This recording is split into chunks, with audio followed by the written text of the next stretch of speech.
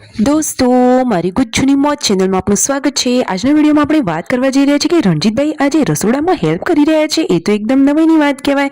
અને દોસ્તો, આજે ઠાકોર ફેમિલીમાં આજે એકદમ જોરદાર કેવી ઘટના બની ગઈ તમને ખબર છે? તો હું તમને જણાવી દઉં કે આજે તો જેન્સીની આંખમાં આ શું પડી ગયું।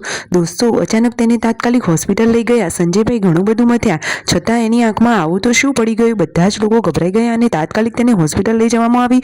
દોસ્તો, બધા જ પ્રશ્નોના જવાબ મળશે તમને મારા આ વિડીયોમાં। મારી ચેનલ ઉપર નવા હોય તો ચેનલને ફટોફટ લાઈક શેર એન્ડ સબસ્ક્રાઇબ કરી દો।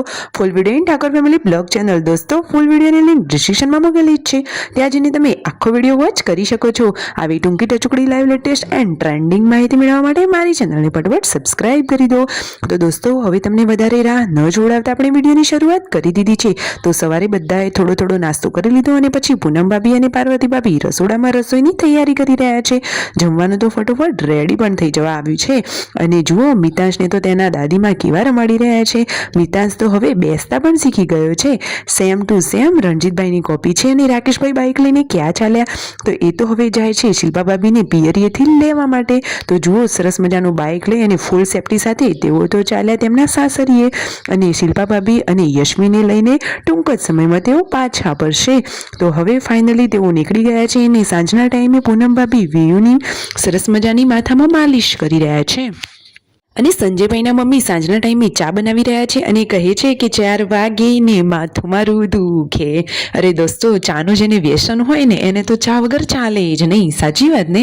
અને દોસ્તો, આ જેન્સીની આંખમાં શું થઈ ગયું તમને જણાવી દેવામાં આવે છે કે જેન્સી બહાર રમતી હતી અને અચાનક જ કદાચ તેની આંખમાં કાંકરો પડી ગયો। બધા એવું કહેતા હતા કે નાની કાંકરી તેની આંખમાં પડી ગઈ, પરંતુ સંજયભાઈએ ઘણી મહેનત કર્યા પછી જુઓ, રૂમાલ વડે તેને કાઢવાનો પ્રયત્ન કર્યો।